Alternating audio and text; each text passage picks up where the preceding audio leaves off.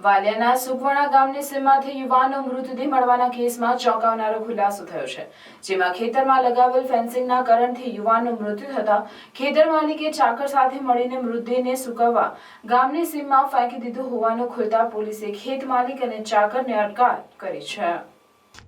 વાલિયા તાલુકામાં આવેલા શેર ગામના 33 વર્ષીય સંદીપ વસાવાનો મૃતદેહ ચંદેરિયા સુકવણા ગામ વચ્ચે સ્મશાન પાસેથી મળી આવ્યો। તેના ડાબા હાથના પંજામાં વીજથી દાઝેલાનું નિશાન જણાયું હતું।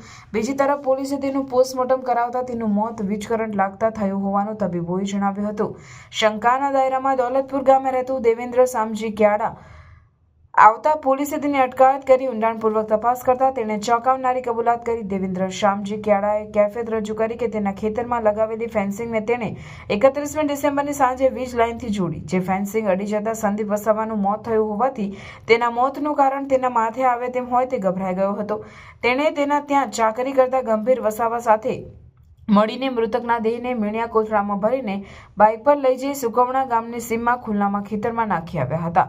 પોલીસે બંને આરોપીઓની ધરપકડ કરી આગળના તપાસના ચક્રો ગતિમાન કર્યા છે।